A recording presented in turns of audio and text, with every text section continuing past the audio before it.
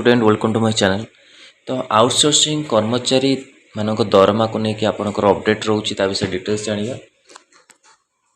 देखो यहाँ आप न्यूज पेपर अपडेट आसी ठीक समय कर्मचारी दरमा ईपीएफ टंका जमा नकले आउटसोर्सिंग संस्था उपर हेब कार्यानुष्ठान जोटा कि आपंकर अपडेट रोचे विभिन्न प्रकार नोटिस आसी गवर्नमेंट आउटसोर्सिंग मान आउटसोर्सिंग संस्था मान समय कर्मचारी दरमा प्रत्येक प्रतिनिधि पांठि बीमा टंका जमा नहले दृढ़ कार्यानुष्ठान नियाजिब बोली एथिसह लाइसेंस एवं कॉन्ट्रैक्ट मध्य क्षमतापन्न प्राधिकारी द्वारा खारज कराजिबो।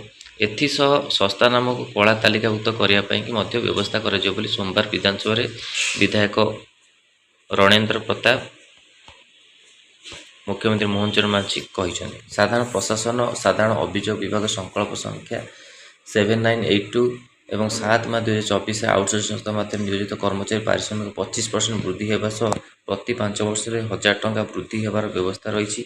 एथिसह दरमा प्रदान भविष्य निधि पांठि बीमा जमा समय सीमा निर्धारित कर मुख्यमंत्री गुहरे कहते।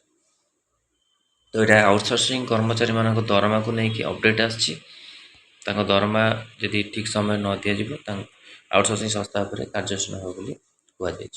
तो यहाँ इम्पोर्टाट अपडेट थिला आउटसोर्सिंग। तो आगो को जहाँ भी आपन आउटसोर्सिंग उपर अपडेट आसीबो आउटसोर्सिंग कर्मचारी दरमा को लेकिन जॉब को लेकिन आपण update mill regular.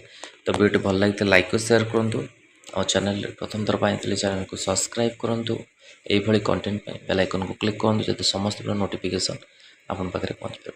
Are PDF आपण टेलीग्राम चैनल मिल Telegram channel link video description मिल से जॉइन कर डाउनलोड कर। धन्यवाद।